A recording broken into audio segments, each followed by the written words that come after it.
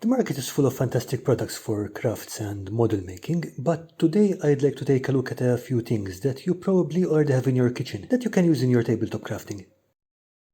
I will be using this thing for demonstration purposes. It's just a deodorant casing, part of a spray bottle and some bits of EVA foam glued together. I have no idea what it is other than a dirty sci-fi thing, so if you have any ideas, drop them in the comments below. Let's get started with baking powder or baking soda. This stuff has plenty of uses in crafting. In past videos I have used it as a basing material to add more layers of texture, though you can also use it alone, as I have done on this base, and as it is a lot finer than sand, you can use it to simulate dirt. When combined with CA glue or super glue, baking powder forms a plastic-like crust, which is extremely durable. Here I'm using it to strengthen the joints between the body and the cap, and adding a rust or bad welding texture. Just put down some glue and dump baking powder over it. It's very scientific. If you just want to fill gaps, you can sand it too, and as it's about as strong as the plastic around it, it will give you a very strong and almost immediate fill. Just remember to clean off the excess when you're done. Let's skip forward to after I finish the base coating. I wanted to add some worn hazard stripes, so I made a mask out of painter's tape. I tried to smooth it on as much as possible, but I didn't worry about it too much. If I was building a piece for a space marine or a tech-pieced base, I would be a lot more careful, but for something that needs to look like it's maintained by a drunken space goblin making less than minimum wage, a few leaks and oversprays are a feature, not a problem. With that done, we're going with the other legal white powder, salt. Now, everyone knows that the proper use for salt is to make protective circles around your washes, so angry spirits don't spill them, but it can also be used when spray painting. I made a sludge out of salt and water, and dabbed it on the exposed areas. This will make a secondary mask, so it looks like a piece of the black paint chipped off.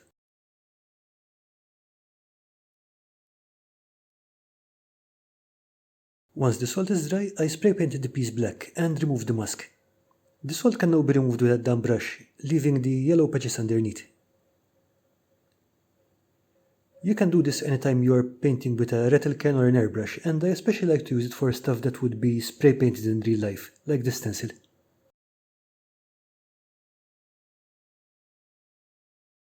Now this thing looks way too smooth and clean, like it was just rolled out of Space Factory. That won't do at all, so next up we're going to use a kitchen sponge. I just stripped the piece off and used the rough edge to dab on a few lighter shades of blue and some rust colors and ivory. At this point we want to make sure that there's nowhere with a perfectly smooth even coat of paint. The sponge also catches the edges nicely, so it highlights these as we go. This isn't the only way to do this.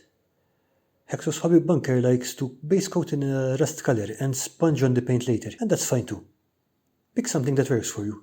I'd suggest using the most dominant surface as your base coat, but I'm not the boss of you.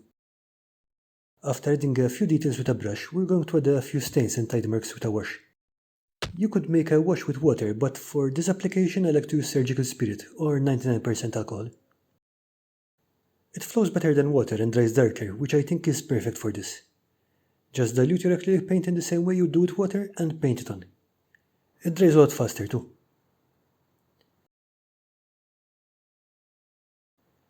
Now, in this video I kind of glossed over the details because I wanted to focus on the materials used, but if you want a more in-depth guide to making simple, grungy, sci-fi scatter terrain, you can watch the video linked here. Bye!